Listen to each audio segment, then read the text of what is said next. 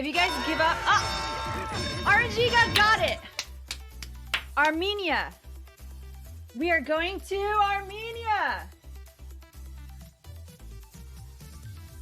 Oh, great job, RNG God. I'm so proud of you. You don't win anything except for the joy of winning. Nicely done. Where is that? Well, as you see, it's in between Turkey and Azerbaijan, and it's near Iran. So it's pretty much a Eurasian country, which means it's like European and Asian. It's like right there in the middle of it all. It's south of Georgia. That's why I was like, ooh, on the right track with that unique guess. All right. Woo! Good job. So Armenia is in the south of the Caucasus Mountains. I will show you a picture of what those mountains look like. Right here. This is in the winter.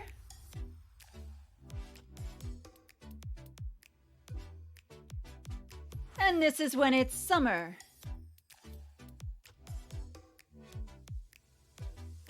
Dark native.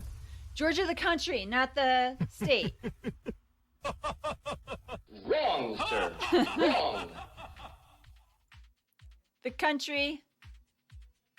Yeah, we'll go there at some point, though. To the country. So this, Armenia, it used to be a lot larger of a country. So here we have a map of current day. It used to be a lot larger in the ancient days, but the Ottoman, Persian, and Russian empires invaded and took control of it, over it so often, including genocide, to destroy the people in various regions that would help decrease its size in people and land. So a lot of them were destroyed pretty severely. You're going to learn a little bit more about that in a second. It gained independence in 1918, but 2 years later, Turkey and the Soviets invaded again, which put it into a trans-Caucasian Soviet Federated Socialist Republic until 1936, when it became a constituent republic of the Soviet Union until it gained true independence in 1991. So it's an old country, but it didn't become an official independent country until 1991. The ancient history of the Armenians go back to the 7th century BCE. They have always called themselves the Haik or Hey since then. So they don't call themselves Armenian. They call themselves Haik or Hey. Greeks and Persians confuse them with the Aramaeans, which is why they call them the Armenians. They're called a variety of names in ancient documentations. So lots of different places call them different things, but they always call themselves hike. Hike! Or hey, like what you eat if you're a horse. They were ruled over the Persians and Macedonians for many centuries. Antiochus III was defeated in 189 BCE by Rome. Antiochus made his Armenian satraps or governors, named Artaxias. This is Artaxias, also known as Artaxias, and Zariadrus, also known as Zerah, which I cannot find a picture of because no one drew him except for on a coin, but the coin picture was so small that you'd not be able to see it very well. Anyway, they became kings of Greater Armenia and Sophene, both which were established towards an independent nation again.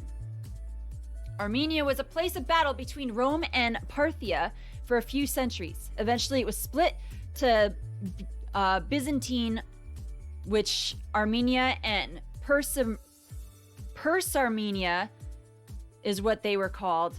So I know it's a lot of battles going on here. The land is split over and over again. People are fighting over their land. People are fighting in their land against each other, using them as like a battleground. And so they suffered a lot. Anyway, in the 5th century, it brought about a golden age, and they were able to make their own alphabet. They were able to grow during that time until the invasion started once again. And they got worse. 98% of those who live in Armenia today are fully Armenian. other than over 2%, which are Kurds, Yazid, Russian, Assyrian, and a few other small groups. This is what they look like. This is what their official custom wear looks like. Yes, they speak Armenian.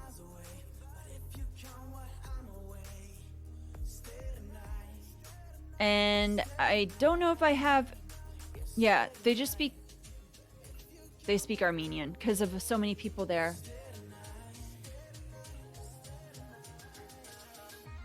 If 98% of them living there are Armenian, that's what they speak. But some of them speak some Russian, I had read.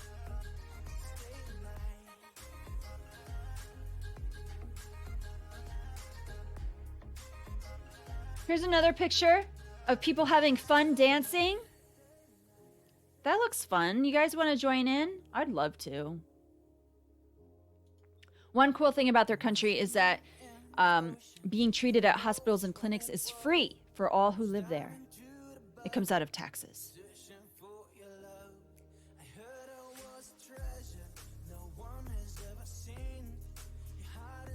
Who wants to learn about the animals there?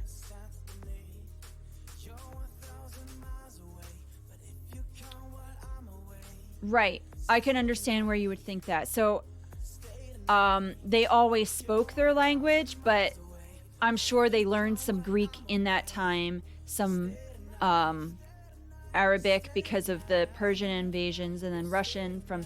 So it was mainly those three places that constantly went in. So they probably learned some of those languages, but it wasn't their official language, so they kept with their traditional language. You love animals? Yes, Tina. Awesome. Well, here we have the Caucasian lynx, which is endangered. Beautiful.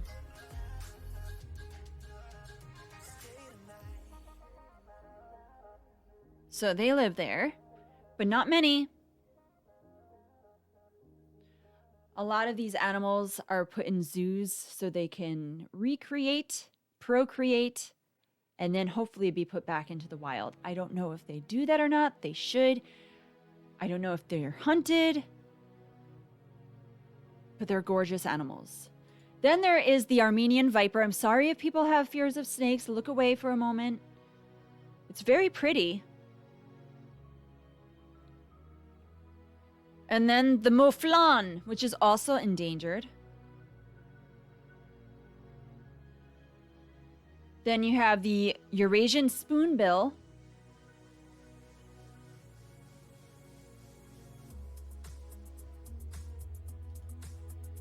And the Armenian rock lizard. He's trying to bite my head. Yeah, that beak was beautiful, right?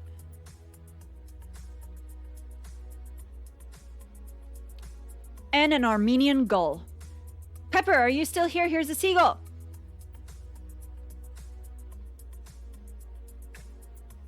I included this just for you. Yay! Mine? Yeah. Look at the pretty beak. In the 18th century, bards called Ashog wrote many songs that are still popular today, such as Sayat Nova, who wrote love songs. There's a drawing of him. He's very famous, so his songs are still sung. Since the 18th century, very old songs. Then there was Hagop Baronian, who was a comic playwright, and they still perform plays based off of his writings. There he is.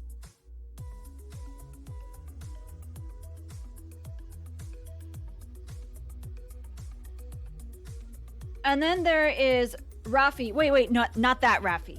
Sorry. This Rafi.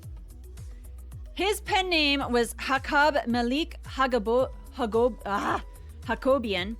Sorry. He was an let me say that again. I want to get it right. Rafi went... That was his pen name. Okay, his real name. Hakab Malik Hakobian. There we go. I didn't want to confuse people by Rafis, you know, because our culture, we know this Rafi. But their culture, they know this Rafi. So anyway, he was an extremely popular novelist who is said to be the best from the country.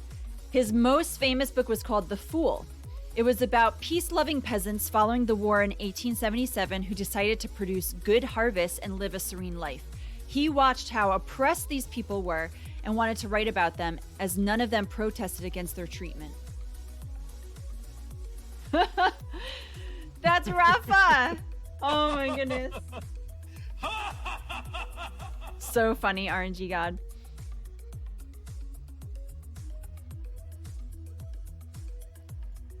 So there's Yerevan film studios called Armenian Films, or Armen Films today. They make documentaries and science films. They've been around since 1923, and one of their well-known films was called The Color of Pomegranates. Here's a picture from that movie. It was made in 1969 about the life of the poet of Sayat Nova mentioned above. Let's go back to him. There he is. So he wrote very creative things, very creative poems, and they decided to make a whole movie based off of his life and his poetry. It was kind of like, I saw lots of pictures from it. It looks interesting. I'm very curious. I want to maybe watch it. I don't know if they have it in subtitle for English. Anyway, lots of imagery in this movie. In the 20th century, Aram Khachaturian became a worldwide name as a composer from Armenia. There he is. Very famous. The national fruit in Armenia is now I don't know if you guys say apricot or apricot. I say apricot. So however you say it, they love them there. There are seeds that were found on the earliest archaeological sites in Armenia. That's how much they've loved them. While the pomegranate is the Armenian symbol of life, which can be seen in art around the country. These are pomegranates being blessed.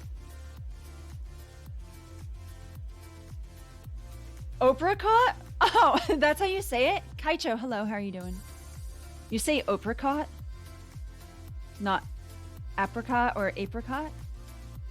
Are you going through all the like apples and bananas and all that? We could say uprikut and apricot. Yeah. Anyway, pomegranates. You don't say it at all? What are you having for lunch?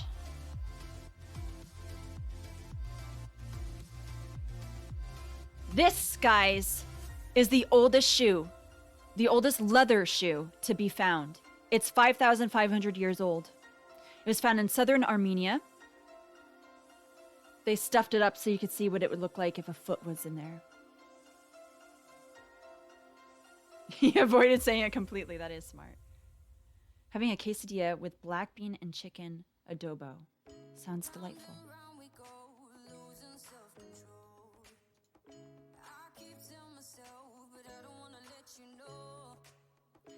There's a national symbol called, okay, I don't know how to say this, so I'm going to try. Aravakach. That's my guess. It means eternity that is seen throughout their country. I don't know what size this shoe is. I didn't find out that. So this is the symbol.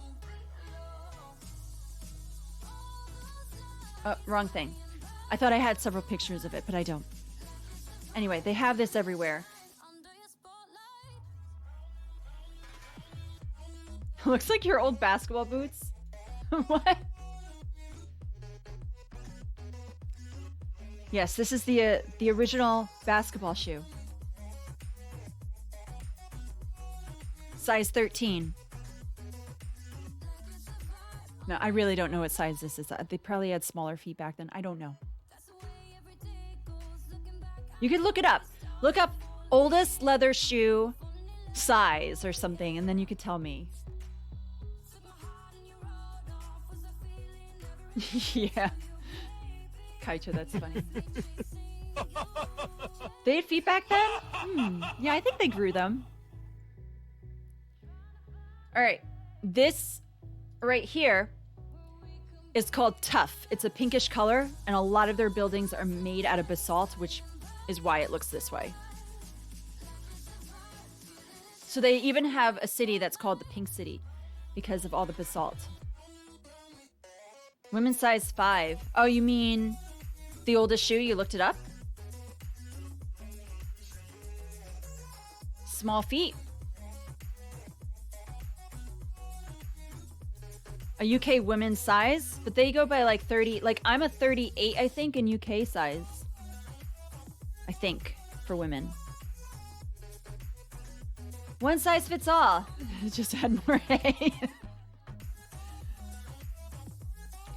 So, chess is a required class in schools. So they have the most grandmasters per capita than anywhere else. So they learn, and look at these young kids here. They learn all throughout their school life. They have to have a chess class for all time until they're, graduate. So that's why they are so good at chess. You're 40 European. You're 34. Ooh. It should be required everywhere. Chess? You think so? It is a good thing to learn. I know a lot of kids, they don't know how to play chess. Because my sons were trying to teach kids in their homeschool club how to play chess. But I mean, homeschool kids, I don't know. They have to learn a lot of things on their own. Just like any kid. Anywhere. But these kids are taught by professionals. Their teachers are probably... What a great job to get. Let's be chess teachers. To like kindergartners? I could teach chess to... Yeah, that would be good. Never bet against an Armenian in a park. Yeah, if you find out that your chess partner is Armenian, be careful. They're going to beat you. You have since recovered. That's good. The longest nonstop reversible aerial tramway is in the Guinness World Record book. It's called the Wings of Tatev. There it is. No, thank you. I will not go in that. To be stuck in that for so long. I don't know how long the ride is. I should have checked that out too.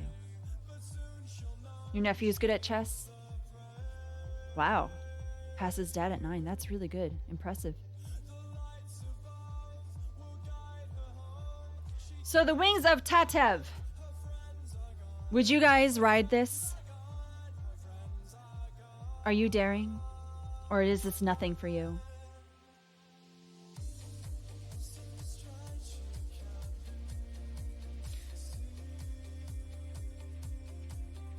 Then we have the earliest winemaking facility. Here it is. It was in a cave found to be dated 6,000 years ago. That's nothing for you? Okay. Well, congratulations that you have no fear at all of heights and would have fun. You're scared of heights, but you probably go in it. I mean, I would go in it. I just would have my eyes closed the whole time and I'd be holding onto someone's hand. Feet on the ground? I agree, Tina. Yeah, cave wine. So, guys, 6,000 years. This was the same area where they found the oldest leather shoe. There were grape seeds found and dried vines, as well as a shallow basin area positioned to drain into a vat. So it's believed to be wine for burial purposes because graves were surrounding the cave.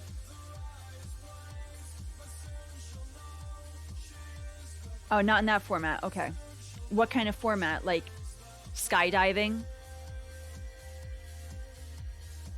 My dad always says that skydiving is easy, but being on the top of a building is hard. I don't think I would want to skydive. The oldest leather shoe was found next to the oldest leather drunk in the world. The wine cave. Oh, man. Okay. Here's another picture. Hitting the ground is hard. I don't want to hit the ground.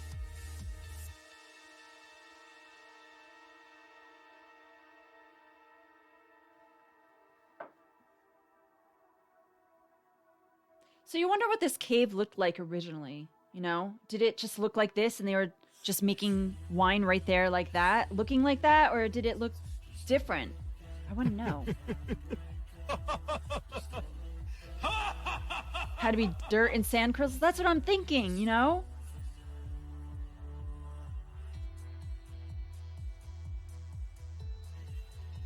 That's true, unless your parachute fails. Check that parachute before you jump. Hey, bro, by the way. How you doing? You don't like either. Yeah, I would think so.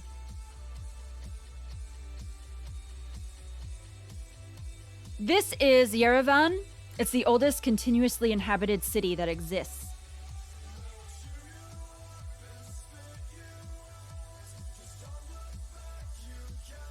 Yeah, those holes creep you out? Why? Are you afraid to fall in them? You don't know how deep they are? Aliens are gonna go in there and grab you? Some hand is gonna reach out?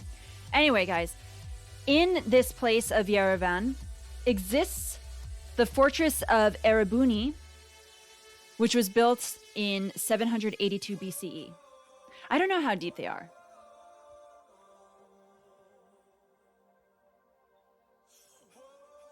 So, the fortress of Erebuni.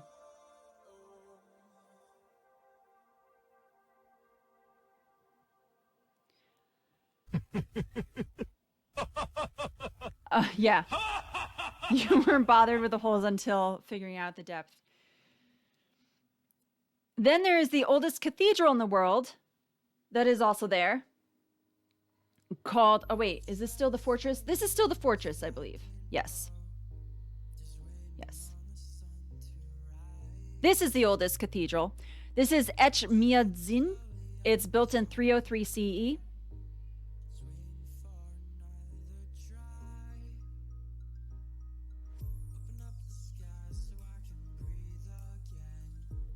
This is inside.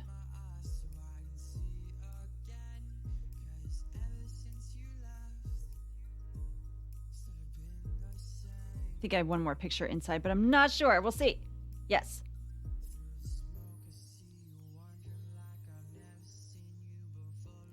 Yes. Yeah, Common Era. It was the first cathedral. So you figure the Catholic denomination was established in about 300. So this was the first cathedral built after that. So that makes sense. Yep, still standing in Armenia. People go in here all the time. Right here. There it is. Standing. Yeah, I don't know if it's the first one built, but it's the oldest cathedral. I said it's the oldest cathedral in the world. I didn't say it was the first. I said it's the oldest.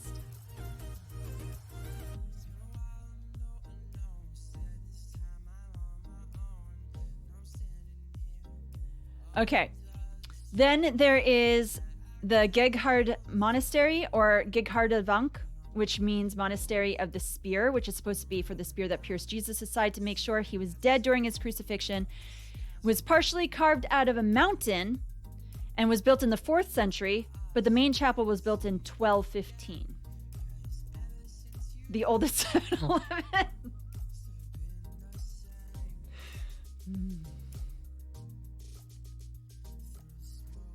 Right. If you are the oldest person right now, you're definitely not the first person. I don't know why that's so funny to me to think about. Good. Very impressive.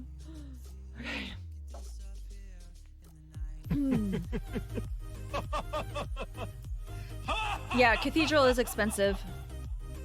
You're the oldest person you have. Wow. Okay, anyway.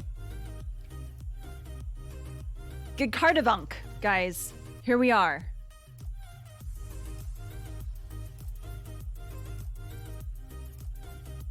I don't know if this is the same one. Hold on. I lost it! No! No! Why did it stop like that? Okay. That other picture was not another picture of Gkardavunk. That was the monastery of Gashavank. So now we're going to go back to the monastery of Gashavank, which is from the 12th and 13th century. It was originally built much earlier, but an earthquake destroyed it in 1188 and it had to be completely rebuilt. So here we go. Enjoy your slideshow of all the memories that we took together up until that point.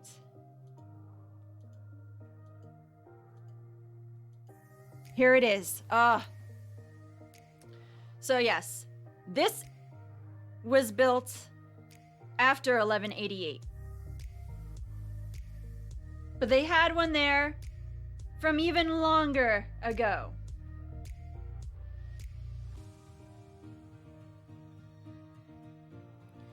That was a sequel of Gashavank too. Wow.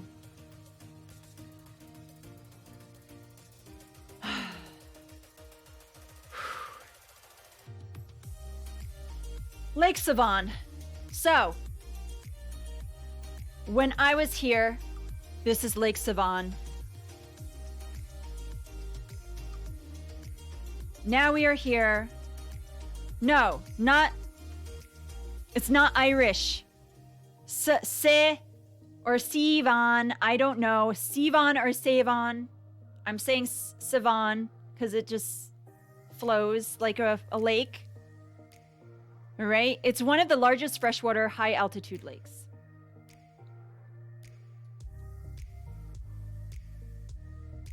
Virginia. Oh my goodness.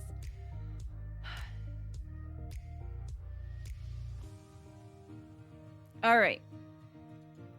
This is the Temple of Garni. It's also known as Temple of the Sun, and it's the only Greco-Roman structure that still exists in Armenia. It's from the 1st century, around King Tiridates' time. It later became a summer house for Tiridates and the third. I'm sorry, Tiridates the third. So Tiridates was there, but the third sister, which is Koso Vidakunk, she lived there in a summer house. Oh, man.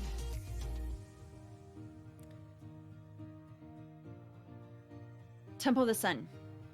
No glowing magic or priests wielding staffs. No. Nope.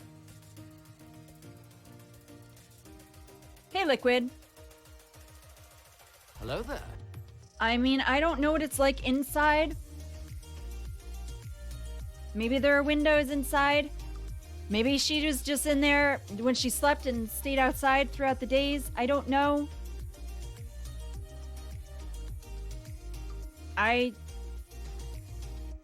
Hello, New Adam. How are you doing? Welcome. Cool.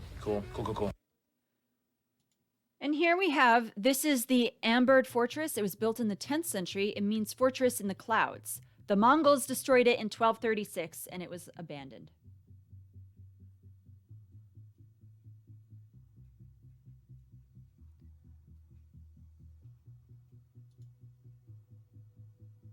Right now, I'm teaching everyone a little bit about Armenia. We go traveling on Sundays. Yes, this fortress is fortless now.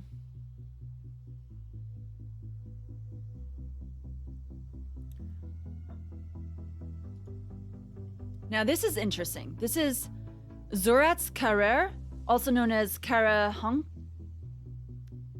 I don't know how to say this, guys. Karahonj? Karahonj? There it is. Karahonj. It's known as the Armenian Stonehenge, but it is thought to have been an observatory dated 3,500 years before Stonehenge. The stones make noises through its holes when wind blows through, as if it whistles. There are 40 stones in an ellipse, or a plane curved aimed in a certain area, made of basalt, but the holes are well preserved despite erosion. There are 223 stones and holes in 80 of... Okay. There are 223 stones total. 40 are in an ellipse, okay? And there are 80 holes in the 223 stones. I don't mean to make that confusing. So 80 holes in 223 stones, 40 that are in an ellipse. Okay. Anyway, many believe that 17 of the stones were made to track sunrises, sunsets, and solstices. 14 are believed to be for lunar observations. Lots of numbers, guys. Hope you got all that. Many think it was a site of worship for the god of the sun called Ara. So here's one picture. Here's another. Yeah, math rocks. It's a nice boulder.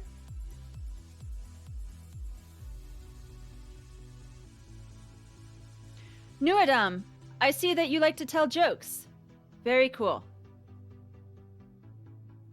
Holy stones from lunar eclipses, yes. And solar. Here's one of the holes. Look how perfect it looks like.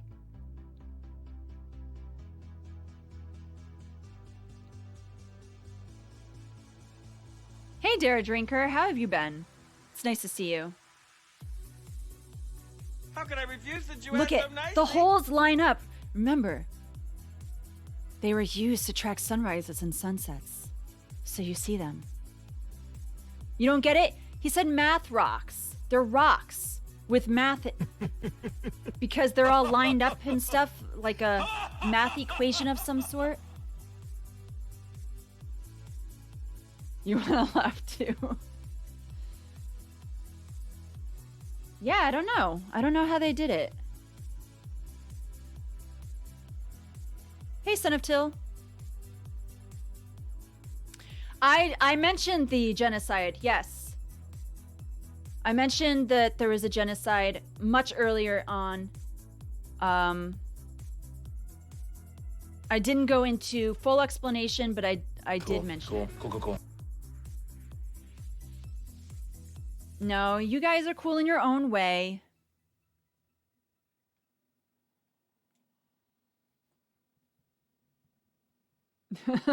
Meth rocks, oh my goodness. It's like sync rocks, but with math. All right, we're going to talk about things to eat now in Armenia. Kaicho, nice one. Pay attention to what was said and meant. Nice. Oh yes, Pepperwinkle is a sync rock pro. Now she gets it. That is so true. So first, we're gonna eat gapama in our heads because we're not physically doing this. So gapama. Oh wait, here's more rocks before we go to gapama. I'm sorry, I didn't know I had another picture.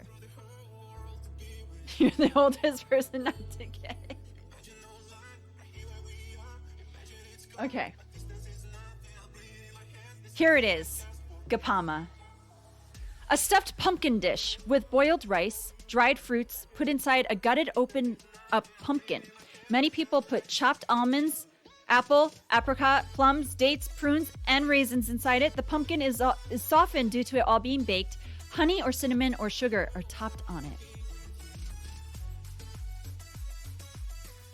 Oh, pepper! Ooh, burn. Yeah, there's raisins. I know.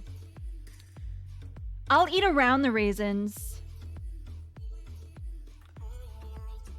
Yeah, I can't have prunes. I have allergic reactions to prunes, but not raisins. But I don't eat raisins. You love raisins? Well, you will love gapama. Here's another picture of it. It's pretty, though, the way they set it up.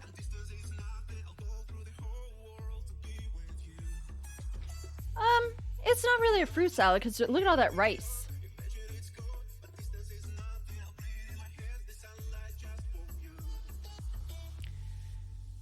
Next is monte.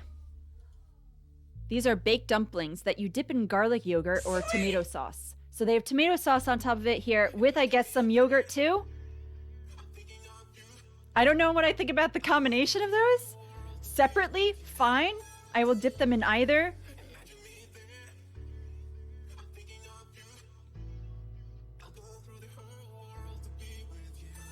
Looks like a stuffed tomato or stuffed pepper, but it's a pumpkin. In an oatmeal cookie and in Raisin Bran, you like it? I don't know what's in the stuffing. I think they're minced meat. Pine nuts weird you out? How come?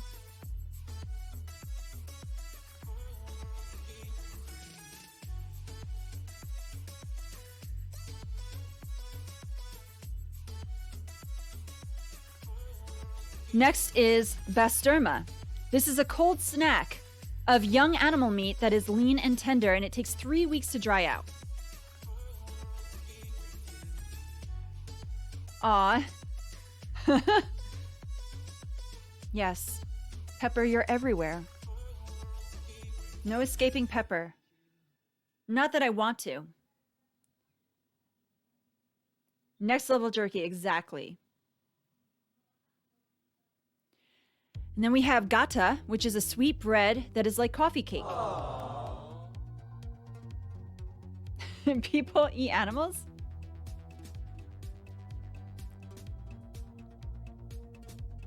So here we have gata.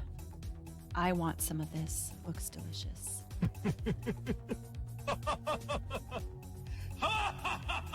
Oh no! Well, Pepperwinkle is not derogatory. She's amazing. You should all get to know her.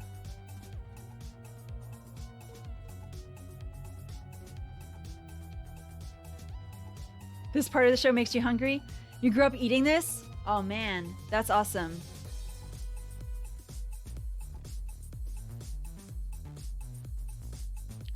And then there's chulombar apur. This is a rice soup with fried onions and a mixture of eggs and milk.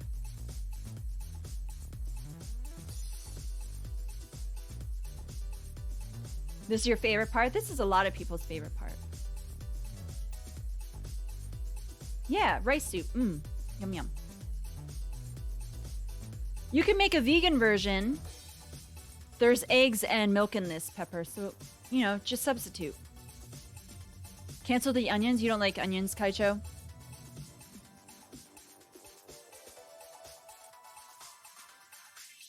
Man. I don't know why, but looking at this actually made me want to have boba. Out of all the things. I had boba earlier I guess on Friday. That's not earlier. Now I want some more. They're your mortal enemy. Wow. Yeah, yogurt French onion soup with rice. Oh, man. It's delicious. All right. Yeah, are you allergic?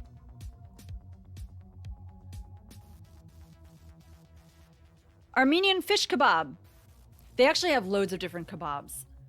I had to cut out, like... There will be another kebab coming up. They make so many different kebabs. But this is made with marinade of garlic, saffron, cumin, turmeric, coriander seeds, sweet paprika, and vegetable oil, and then marinated with the fish before cooked. Oh, I want it.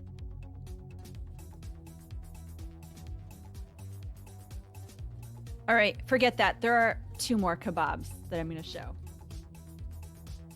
This one is koravats, made of lamb or beef. Some put eggplant and pepper or tomatoes on it as well.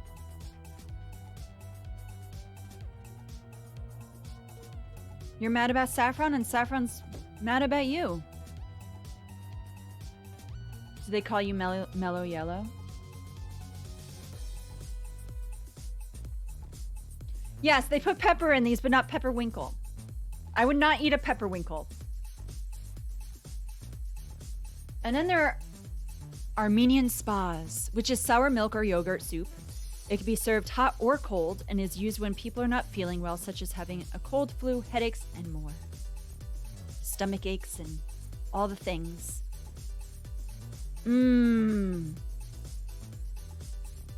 Delicious.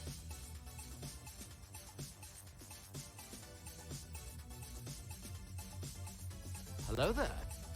Knick-knack! Wow, it's so nice to see you. How have you been? Food, glorious food. It's nice to see you. I'm very well. I've had a very busy weekend. It was so much fun. Today I get to relax.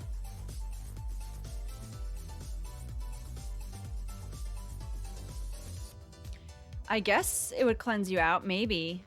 But maybe not. Yeah, instead of chicken soup, maybe. We're learning about Armenia if you just got here, like knick-knack. And we're learning about the food right now. Next is Zingyalov hats. They're a traditional flatbread dish with herbs and veggies diced inside. Yes, very nice. Yes, Bachtown. When I said that, think of it as sour milk / yogurt. I actually have it written like that.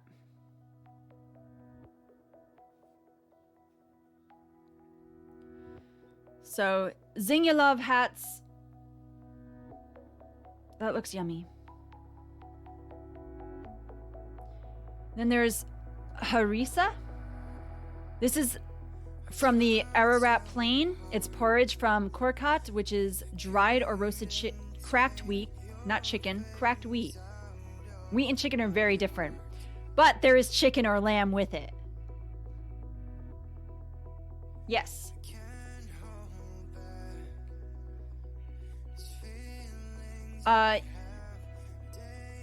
Good question. I don't know. Most of the people that live in Armenia are Orthodox.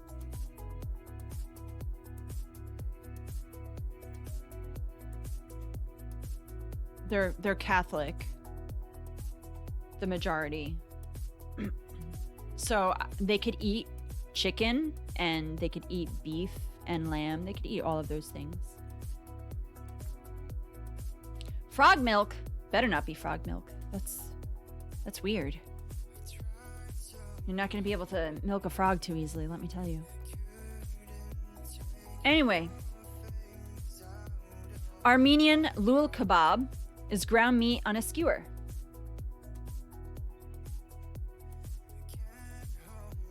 Pepperoni was like, what?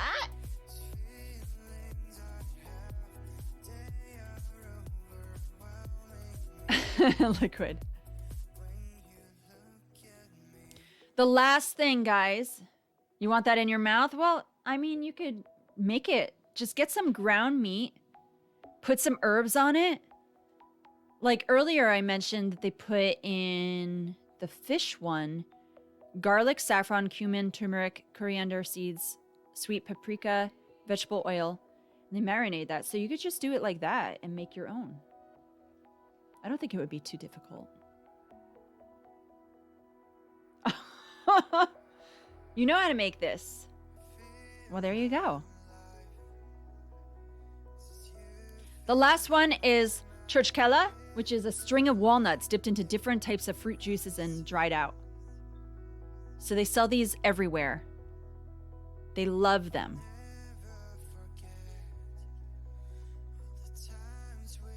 No, not Coachella.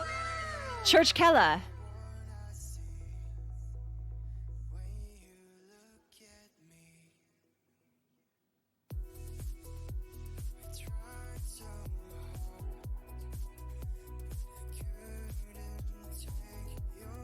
You're interested in this? Yeah.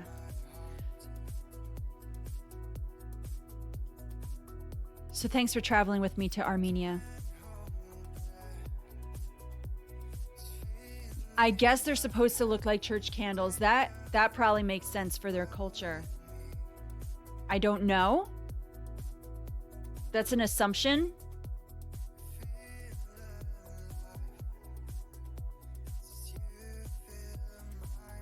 It is time for Message in a Bottle.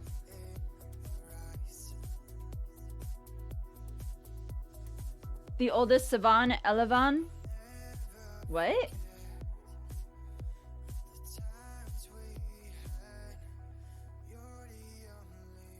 You need to add it to your bucket list. Where did Bachtown say that?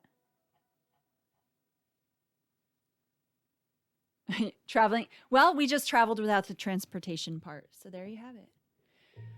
But guys, if you ever want to travel to these places and remember what these foods are or the places, definitely go back to my YouTube channel. I still have to upload a few episodes.